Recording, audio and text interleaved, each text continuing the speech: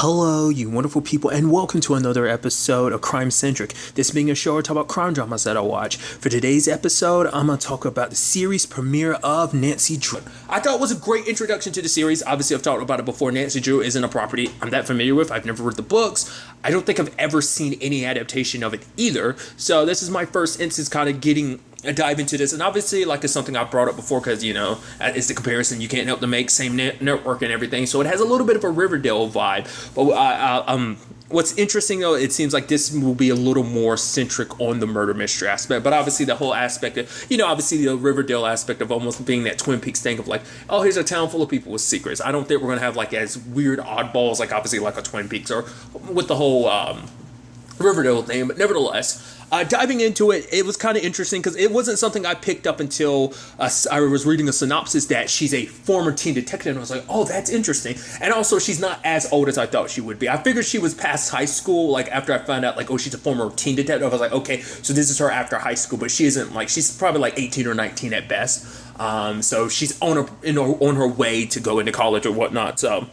But basically, we end up finding out the reason why Nancy quit being a detective is her mom died like a year ago. So it's not like, oh, she gave it a while. It's like, no, it's still relatively fresh. And for her, it's like she always stepped into the darkness, and the darkness came back in the form of like taking her mom away because her mom was sick. So for her, that would just kind of push her away from the whole detective angle, because I guess for her, it's like, you go drowning in so much darkness, like, going out there doing the detective thing, it kind of comes back to you in some other shape or form. The darkness seeps into your life, and, maybe she's afraid that it's going to, affect other people in her life, in particular her dad.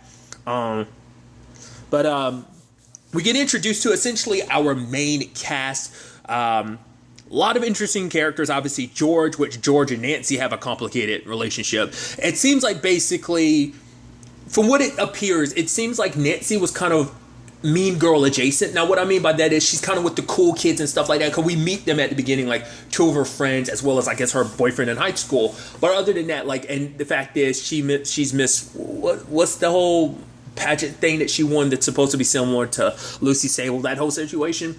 So she won that. So it seems like she's kind of like a popular girl. But, George has an issue with her because it's like, oh, there were rumors spread around her about her and, like, George, and like sex rumors and shit, stuff like that. And Nancy was like, I never spread anything like that about you when it came to the rumors. It's like, yeah, but your friends did, and you just, when they were doing that, you just stood there and smiled. So like, that's why I'm like, she's mean girl adjacent. She's not really a mean girl, but she's friends with them. I mean, which I think speaks volumes. I mean, at least it's the first episode, but we don't know what the relationship is like now with those girls who I assume were her friends, as well as the dude that was her boyfriend. Like, we don't know where that all stands in the grand scheme of things. So there's that. We got introduced to Bess, who's kind of like the rich girl, but who's new in town. Interesting enough, I looked into it. The actress who plays Bess, because I kept looking like, why do you look so familiar? She's the actress who played Odessa in Into the Badlands. I was like, dude, that's nuts. And we also get introduced to Ned, aka Nick, which him and Nancy have this thing. It's hard to say whether he's 100% new to town or not. I mean, because it don't seem like he's new to town. It does seem like maybe this whole, because definitely this whole him and Nancy thing seems fairly new, but it's just like certain things I'm curious about, like, because he asked questions about her mom later on, so either like, obviously it's something she's never really talked about, or maybe because he's new in town and he's just learning, because I think she even says, how'd you know about my mom? So it's like, okay, so I think he's new in town, kind of similar to Bess, but regardless. And then there's Ace, who seems like an idiot, which they really push for that, but we'll kind of talk about that later on. Essentially, a dude named Ryan Hudson came in. Interesting enough, CW connection-wise, he was in, the sadly short-lived show Frequency. So I was like, hey, that's cool. But other than that, he comes in, his wife's outside and stuff. Blackout kind of happens, and Nancy goes out there, I guess, to check on her and finds her dead. Everyone kind of gathers around, and everyone's a major suspect because of it. Adam Beach's character, which also CW connection, he was in an episode of Supernatural last season, so I don't know, I just keep doing that. Regardless, the fact of the matter is that he's kind of an asshole. Like, he's so intent on taking Nancy down, just because it's like, well, obviously, like, it's something that came up in the trailers and stuff like that. The fact is that she would kind of get his way, make his job a little harder, which George responds, you mean do your job for you? So he's kind of got a chip on his shoulder to be like this and that. Even at one point suggesting like, oh, because Nancy figured, she kind of pieced it. She's like, wait, she had a wedding ring before him, but then later on when I found the body, she didn't have it. And he's suggesting like, oh, maybe you stole it. The fact is, help out, medical bills and stuff like that, which, whoa, that's kind of an asshole thing to do. Especially because even she's like, you're suggesting this has something to do with my mom, and my mom literally died, and you want to use that as my motive for murder? Yeah, I thought I was going to help you bump that, So it's like, that was just kind of shitty on his part. There's also the detective Karen, who is a family friend. Interesting enough, I didn't look into it, but I'm fairly certain, because I was like, why does she look so familiar?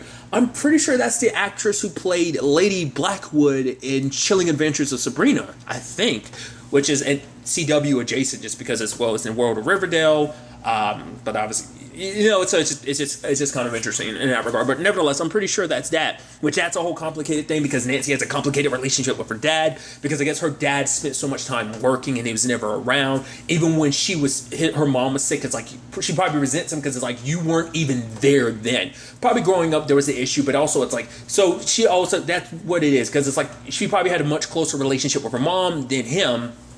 And so on the top of all of that, it's just like, now you want to be in my life and everything. You weren't there even when mom was sick. You were working, which, hey, everyone kind of deals with, that situation in their own way. Some people probably just dive into work and stuff like that. But then later on, Nancy sees that, like, Karen and him are making out. So it's like, the question is, did they have an affair? Did Nancy's mom already know about that? Obviously, it's all news to Nancy, because it's also like, mom's been dead for like a year at most, and you're already kind of moving on and stuff like that. So it probably feels like, it's like she already looks for any excuse to kind of be pissed at her dad already, and he's just kind of he's unintentionally giving her more and more ammunition. To be fair, Karen is looking out for her, because it's like, hey, I was friends with your mom and everything, so obviously you fall on my purview of like, I care about you, I'm looking out for you and your dad's well-being. Even going to the point of like getting Nancy's hat and bringing it to her dad to dispose of it, so that the evidence doesn't lead to more people thinking she's involved in this crime and everything.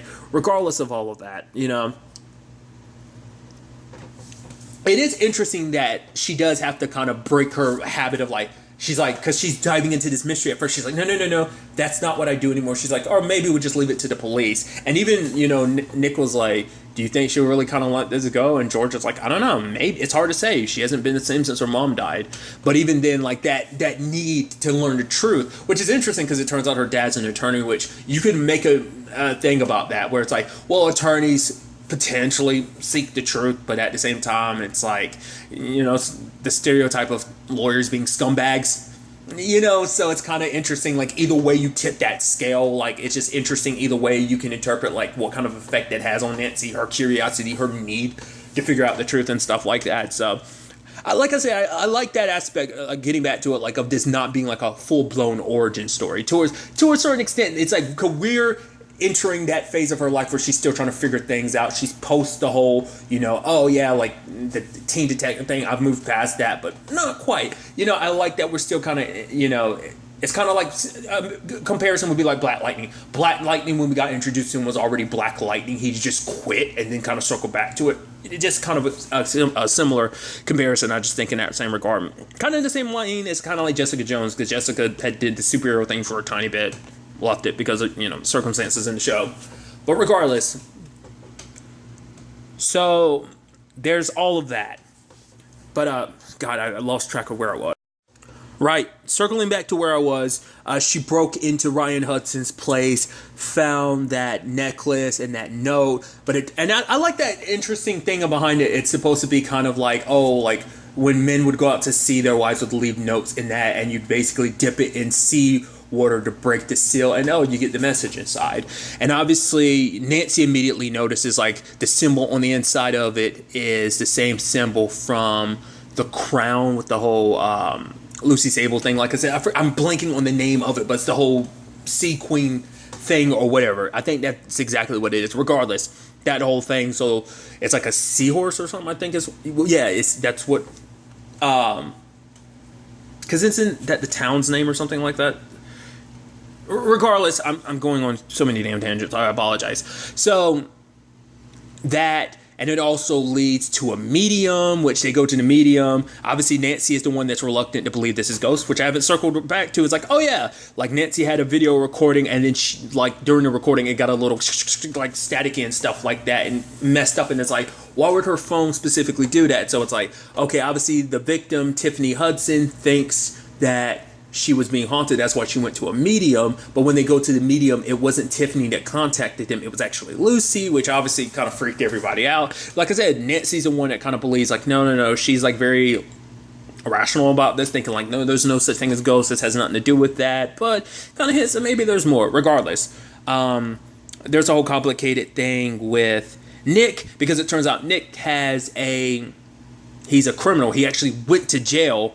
And obviously it's something Nancy didn't know, because it seems like Nancy and Nick kind of have a very like friends with benefits type of situation of like, it seems like it's more for him than it was necessarily for her. But obviously that that dynamic changes. We'll get to that soon enough. But for him, for Nancy, it kind of makes things a little weird. But, realizing it's like he's one of the few people that kind of makes things good for her after everything that she's been through, that it does seem like it shifts into more of a thing of like, hey, I do care about you too. I mean, especially because he was risking everything. Because if he got caught helping her, who was breaking into Ryan Hudson's place, it would have meant, especially with his record, it would have been extremely bad for him. But the fact is, he did that because he cared. And obviously Nancy's kind of pushing him away, because it's like, I don't want anything serious, because it's like, because I can never open up to you. It's not something I'm ever going to talk about. But obviously, like, even his past is something like, hey, I'll talk about it when you talk about your mom's situation. But she doesn't push him. She's like, hey, you talk to me when you're ready. Which that's immediately kind of stepped on when her dad brings up the fact is, you don't want to be mixed up with this kid. He's bad. And it's like, the reason why you're saying it is because you know what his case files, even though his case files were sealed. I mean, obviously the Adam Beach's character kind of has some idea, maybe, but definitely Nancy's dad does, because it's like, I represent him. It's like, you should stay away from him. Well, he denies. He's like, if I did represent him, which she was like, you saying that means that you did. It's like, I would recommend you stay away from him. She breaks into the files and sees that it's connected to a manslaughter, which the witness testimony that kind of put the nail in the coffin, essentially, interestingly enough, turn of phrase for me would be Tiffany, considering the fact that Tiffany is now dead. So now it puts him on a suspect list. But to be fair, it's like puts everyone on a suspect list. Circling back really quickly, I do think it's interesting because Nancy's having a hard time adjusting to the fact that other people want to help. I felt so bad when Ace was like, oh, can I come? Oh, I can't come. Can I come? Oh, hey. Oh, kind of felt left out. You're like, oh, I feel bad for you, dude. George and Bess are doing their thing with this whole Nancy situation, which Nancy's like, fine, they'll come along. But it's like, it's something she's used to handling things her own way. But I think that's going to be something we see where she kind of, because the thing is, it's a complicated thing, because it's not like she can necessarily 100% work with everyone. Because it's like, well, they're all suspects, but maybe that's how she'll work with them to see what they do. And secretly, while she's working with them, it's going to be the whole thing of like, I'm investigating you at the same time because I think you're all suspects, which is like, that's going to turn into a complicated thing, especially because now she knows Nick's past. And it kind of makes him a suspect. And if he ever finds out, because like, oh, I'm supposed to tell you when I'm ready, yet you went ahead and, she has because she is a person that needs to know the truth, especially the way her dad was kind of hinting. It's like, all right, I got to know. I could wait, but it's like, now it's important to the case, especially with his connection to Tiffany and everything. But there's a lot to break down. Like I said, I brought up before, like there's a whole thing of secrets. There's the George situation. I'm not surprised by the George situation with her and Ryan potentially having an affair, because the way she acted when Ryan came in, it's like, oh, we're close, but it's like, no, George's like, no, let them in. And I was like, is there something there? I was like, oh, he's married and everything. I was like, maybe, I don't know. And it's like, no, it is. What adds a creepy element to it is, like, it seems like this might go back to when she was in high school, because she was like, I'm not in high school anymore. Your wife's gone, so you don't have to worry about that thing, which I'm like, okay. So either there was something there back then, but it's like, it's so forbidden. You're underage, and I'm an old man, well, forbidden isn't really the right word. It's just 100% wrong. That, or it's just kind of maybe she had a crush on him back then, but maybe he turned her away because it's like, hey, you're in high school. So maybe he's not a complete and utter douchebag. Maybe he's not completely and utter despicable. Maybe it's like, no, it can't work like that. You're in high school and everything. Also, I'm married. But more so than anything, you're in high school. That's the biggest thing that should be focused on. But maybe she's like, no, I'm not in high school anymore. I'm like 18. You don't have to worry about that. It's like, there can be something between us now. But part of me goes, I don't know. And then you have Ace taking a picture of them, which I'm immediately like, okay, two things. One, either it turns out he's working for Adam Beach's character, so it's like, okay, so either that's supposed to represent the fact is that he's like an undercover cop type of thing, of like, he's maybe like a rookie in the academy or something like that, or he is straight up an undercover cop, because it could just be like he's older than what he is, or maybe he is on a fairly young side, but still, maybe he's like, oh, maybe I'm 22 or 23, pretending to be a little bit younger than I am, or maybe I'm just still pretending to be my own age. Regardless, I feel like he'd be a little bit younger, considering the fact is that he's kind of interested in Bess or whatever, but that's why he's so intent on this investigation and stuff like that, and I think he's playing the role of an idiot. That, or he's a snitch, in the sense that, not snitch, but a criminal informant is more, because I say that specifically because it's like, you work for me, you do like work for me, so if I kind of drop some charges I might have against you, so it seems like Adam Beach's character is kind of one of those like hard asses in a sense that he kind of has a tendency to push people in certain regards kind of to get his way. So those are the two things that are currently in my head about Ace's situation. So, because even him saying stay on it makes me go, I don't, so like I said, I'm leaning towards undercover, but the criminal informant thing kind of lingers in my head too. So we'll ultimately see on that front. Interesting thing is about Bess. They basically tell you ahead of time, like, we see her in that van and everything, and it turns out she's got Tiffany's ring, so it's like, that's where that went.